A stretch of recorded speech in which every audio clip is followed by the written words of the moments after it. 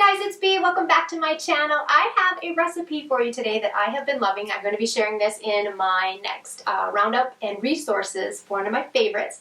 It is a black bean pineapple enchilada. So you can see I have everything here that we're going to need to make this. It's super easy, and there's going to be some modifications that you can make that I will share as well. But let's start with showing you the ingredients.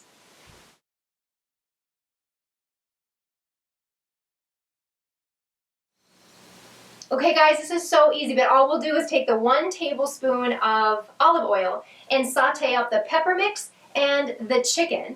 And then once that's nice and sauteed and ready to go, we're going to add the crushed pineapple with the juice and the black beans. And then I simply take that mixture with the tortilla shells that I have here. And I'm using this pan, so you'll need a couple of these. I also have used just a pie tin as well, by the way. I didn't grease it at all. It works just fine. But we'll simply take that mixture, roll it up, and then we're going to sprinkle the cheese and the sauce on top and bake it. And I'm going to show you the finished product. Okay guys, let's go ahead and get started. So what we're going to do is we are going to add the 1 tablespoon of olive oil with the pepper and chicken mix. So we're going to add this in here.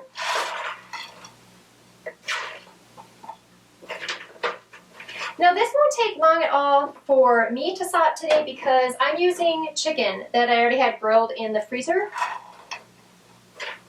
which will be a tip, by the way, if you want to have this be able to be prepared pretty quickly. So we're going to just take a minute. I'm going to let this saute up and I'll be right back. Okay, that's all ready to go. So all I have left to do is I'm going to add the crushed pineapple. And again, we want to have the juice in there. So do not worry, that definitely cooks down a little bit. And next will be the beans. So you guys, once this is mixed together, kind of warmed up a little here, you will put about a half a cup, sorry, that's already a little bit long. You will use a half a cup of this mixture in each tortilla. So I'm going to get this mixed up really well. I'm going to show you that process next. Okay, as you see, I have 4 that are already stuffed. And you guys seriously don't even worry about how you do this. It doesn't matter what they look like in the end. It tastes really good. So you just take the tortilla. Here's a half a cup of the mixture. Just add that in. I simply fold mine over, kind of here on the sides, and then just try to roll it a little bit.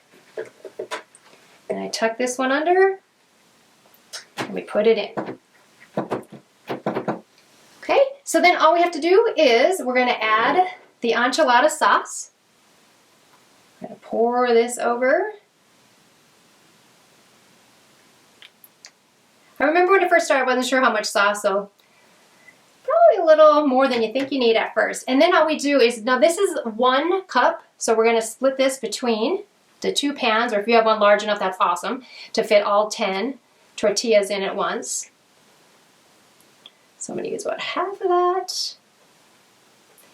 And I'm going to go bake this, and I will come back and show you the finished product.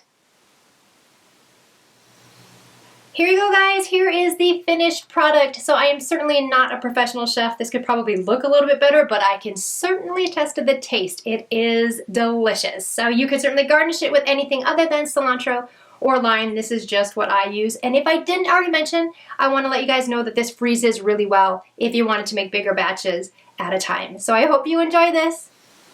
Hey guys, just a quick note about substitutions with this recipe. You can of course use any tortilla that you would like, and you don't even need those at all. You can certainly put it over a bed of rice or some salad. That would be really good too. I've also tried that.